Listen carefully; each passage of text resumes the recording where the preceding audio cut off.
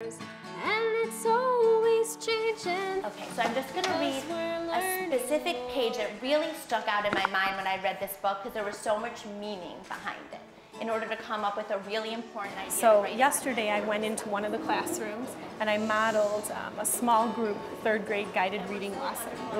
And when I did that lesson, even though the teaching point came from the teacher, I noticed that there was definitely another point that needed to be taught. That I've noticed when they write reader responses about their books, that they're wonderful at making their connections, but we still struggle with writing purposeful things about what we're reading.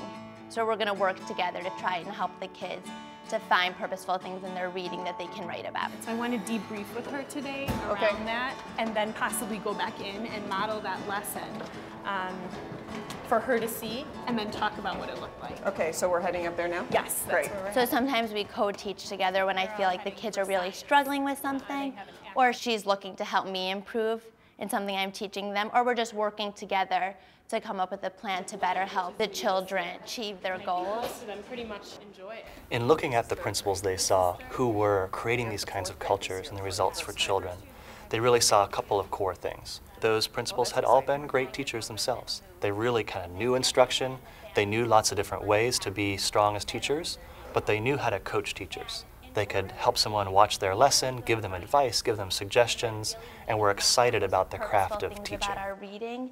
Something that we're going to do is we're going to talk about what we're reading in order to better write about it. And we're so wonderful at making connections, but I want to work a little bit harder on making sure that our writing really shows a lot of meaning and shows that we really understand what we're reading about. One of the things that we work on together in our classroom is starting to take these big ideas that we have and then move them into a reader response. Mama's Hard Times jar lay tucked between the blankets.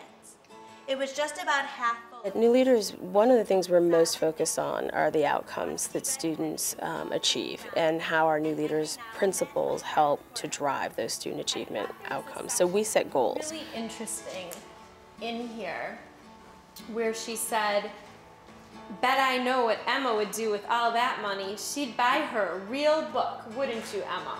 I mean, another thing I think is that just how much meaning in the story and how significant that hard. We hold ourselves accountable as an organization for those outcomes, and we set the tone for those new leaders from the time we recruit them to be able to get dramatic student achievement gains in 5 years. And I think Emma, for me, would be the person that I would want to focus on in my reader response.